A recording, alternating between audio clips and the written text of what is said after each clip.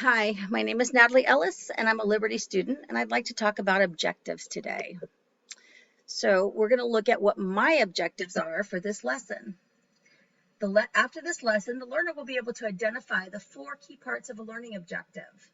They'll be able to match the verb to the level of learning that they want their students to achieve, and the learner will be able to write a learning objective. So when we look at what a learning objective is, there's 4 components that make up that learning objective. The who is your target audience. The what is what you expect the learner to be able to do. The how refers to the conditions under which they may have to perform that. So if I'm teaching something in the classroom that I expect them to be able to do in the lab, I would include the lab under the conditions of that objective. And the standard refers to the level. So here I've broken down the example. Following this lesson, this is the how. The learner is the who. The what is will be able to write a learning objective, and the standard is an effective learning objective because that is what is telling you what level I want them to do it. So there are 3 key traits for learning objectives, and the first is that it must address a learning need. Nothing upsets adult learners worse than when they're having to learn something that is not, they don't think has any value for them. It also must be accessible. You need to be able to know that they met the objective. And finally, it has to be realistic. So I'm going to take you on a little trip to the SEA.org website, and we're going to talk a little bit about Bloom's taxonomy.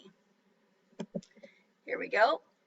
So if you look at this is, like I said, on the SAE.org webpage. It says, if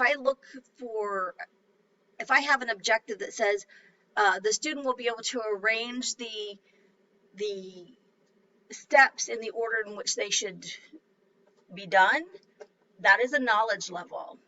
If I want them to be able to distinguish between there and there, meaning over there and that is theirs, that would be a comprehension level. When you get to the application level, that's a little higher, and there you're asking them to compute, change, demonstrate. The analysis level includes calculating, categorizing, diagramming, differentiating. The synthesis level includes combining, composing, constructing, and each one of these levels goes higher and higher. The last one is the evaluation level, and here they have to really be able to understand what it is that you are wanting them to do.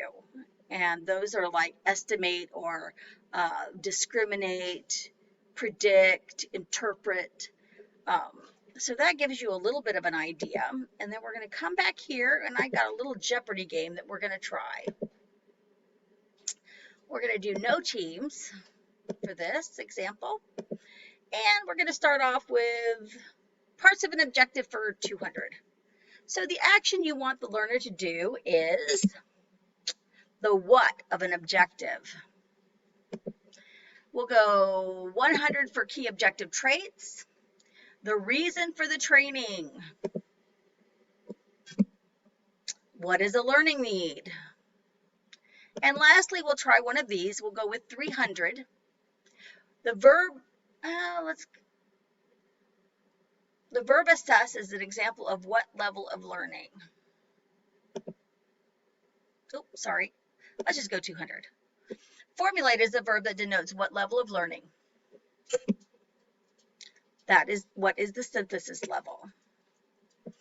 I hope you've enjoyed this lesson. I hope you have a great day, and thank you very much for listening.